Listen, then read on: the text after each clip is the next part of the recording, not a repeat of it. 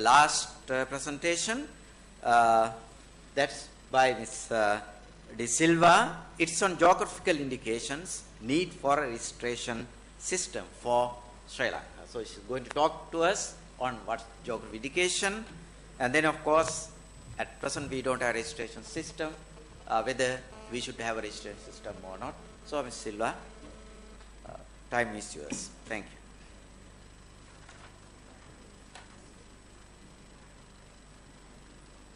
A very good morning to all of you, the chairperson, presenters, and the audience. And first of all, I should mention that this is my very first presentation at a research conference, and I'm really glad to present it in front of my one of my intellectual property law lecturers, Mr.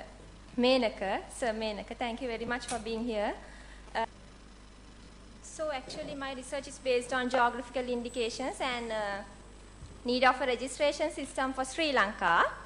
So, actually Sri Lanka is a country that is well equipped with natural resources and traditional knowledge. So that means natural resources, traditional knowledge and indigenous skills of people in Sri Lanka make Sri Lanka a country where large and valuable treasure of geographical indications can emanate. So like that, geographical indications are very important because they are the main sources of foreign exchange in Sri Lanka. So like that, geographical indications are very important to a country. So if we first see what is a geographical indication, according to the TRIPS agreement, sub-article 1 of article 22, it says, indications which identify a good as originating in the territory of a member or a region or locality in the territory where a given quality, reputation or other characteristic of the good is essentially attributable to its geographical origin.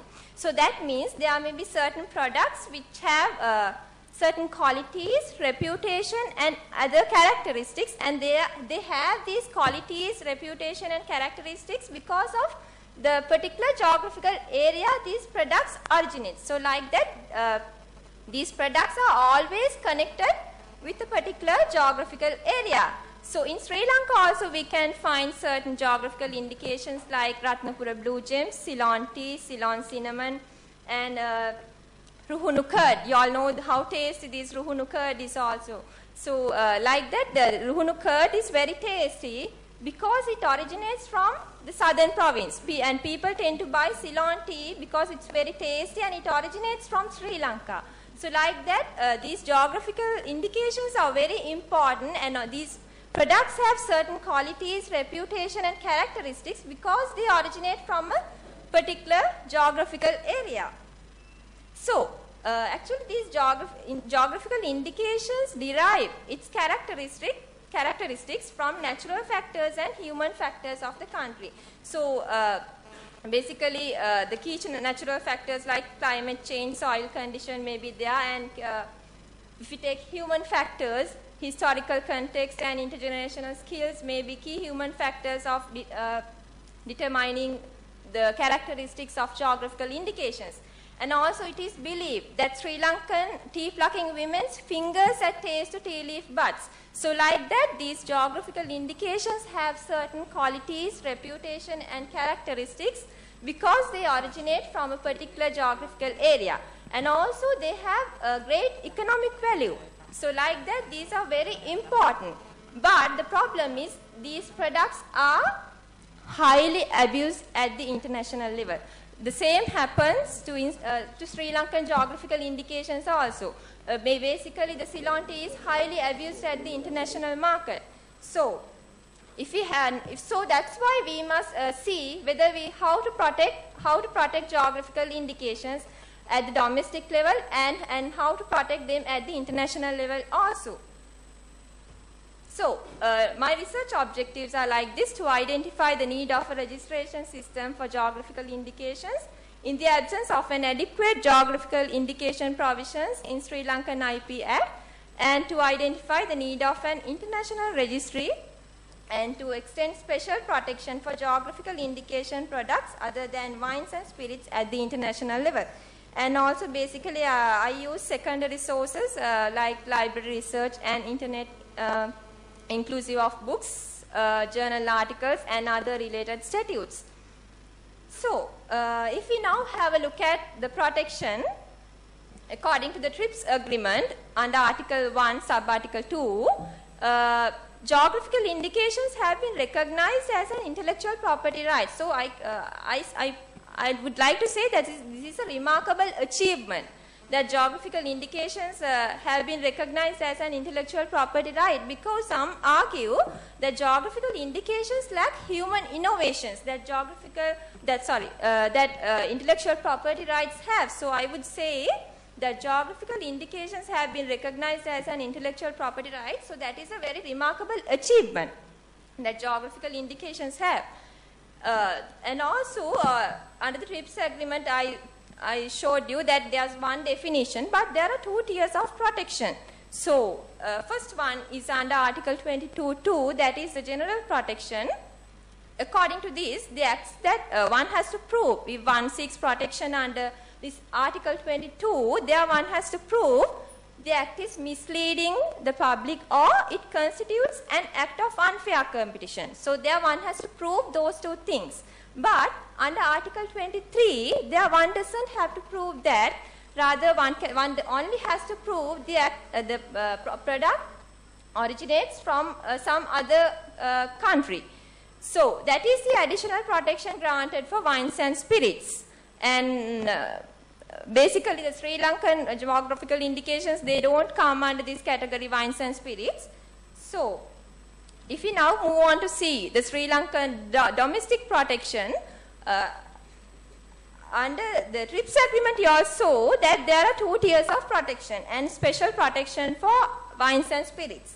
But in Sri Lankan Domestic Intellectual Property Act number 36 of 2003, there you all can see this special protection is not limited to wines and spirits. It extends the protection to other products as well, because according to section 161, it says goods including an agricultural product, wine and spirits. So likewise, we can say this according to our act, this protection is not limited to wines and spirits. So in Sri Lanka, we have a higher level of protection for geographical indications. But the problem is we don't have a registration system. So then the problem arises is when the products do not limited to a particular country, always they travel beyond its borders. So when these products travel beyond borders, there may be countries which have a registration system. But according to this TRIPS agreement, Article 24.1, it says there shall be no obligation under this agreement to protect geographical indications which are not or cease to be protected in their country of origin or which have fallen into disuse in that country. So that means if it is not registered and protected in Sri Lanka, then the other countries also, they don't have any obligation to protect and register these geographical indications in their countries. So then that's why I emphasize here that there's a need of a registration system in Sri Lanka. So side by side, basically we also have the certification, we can register it as a certification mark. So side by side, both these protections must prevail. Like certification mark, we can register it either as a certification mark. In the Ceylon tea has already been registered as a certification mark. So I would like to say that both these protection systems must prevail side by side. So if we look at the international level, we can find that certain abusive acts have occurred. Like the lion, we can see lion logo on retail packs that contain 100% Chinese tea that destined to Libya. So the first picture shows that.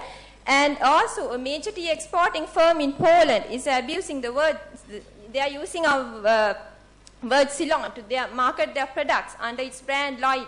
So, and also Sri Lankan cashew and cinnamon are being abused when Vietnam and Indonesia export the same products. So likewise, the very valuable geographical indications are being abused at the international level. So, in facing these challenges, as I told you all earlier also, Sri Lanka is successful in registering Ceylon tea as a certification mark, but that is only limited to Ceylon tea, but Sri Lanka has failed to register it at the international level. So, as I told you earlier, we must have a registration system side by side with this certification mark system. So, finally, I would like to recommend, in addition to the current protection granted by the Intellectual Property Act of Sri Lanka, a registration system needs to be established. And also, multilateral registry should also be established at the international level so that we can register it by applying, and with reference to the objections that of other countries. And also, I would like to say that Article 23 of the TRIPS agreement should be extended to cover products other than wines and spirits, because nowadays the current situation is it is only limited to, the special protection is only limited to wines and spirits. So, finally, I would like to say that all countries have geographical indications with certain qualities, reputation and characteristics, and also they have these geographical indications, and also to take the maximum use out of these geographical indications, all countries must be proactive. So that's why I am emphasizing here Sri Lanka must also have a geographical registration system. Thank you very much.